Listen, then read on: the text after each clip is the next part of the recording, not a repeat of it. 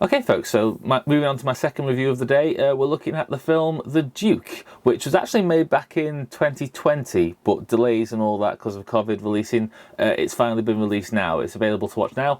And it's the true story of a man called Kempton Bunton. And he's an Asian taxi driver who stood trial for stealing the painting of the Duke of Wellington by Goya from the National Gallery in 1961. That's the elevator pitch. That's how the film got made.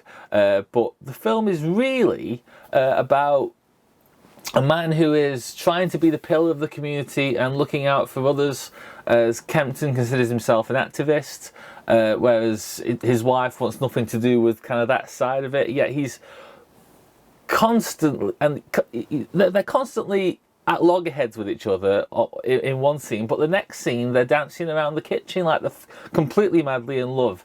And you know, he lies to his wife about his whereabouts and what he's up to and get himself into mischief.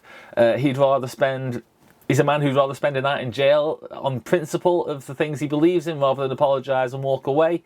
You know, the film's good. It's a good, fun, warm, light-hearted film, but you know, based on the true story, like I say, the true story, which is stranger than fiction. But it's a great story that's worth knowing, and it's got fine performances from two very, very good veterans of the two former Oscar winners in Jim Broadbent and Helen Mirren.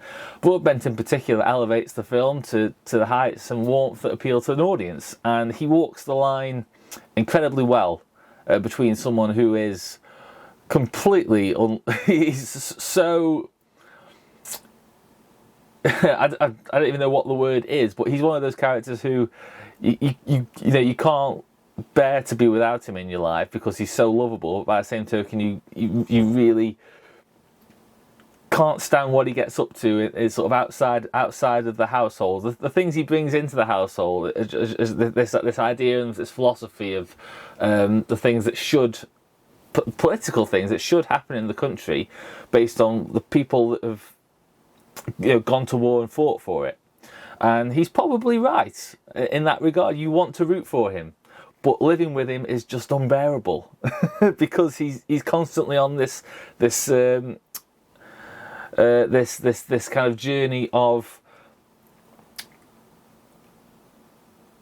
self-righteousness. He's got like he is using his political right to fight for something, and he keeps getting shot down.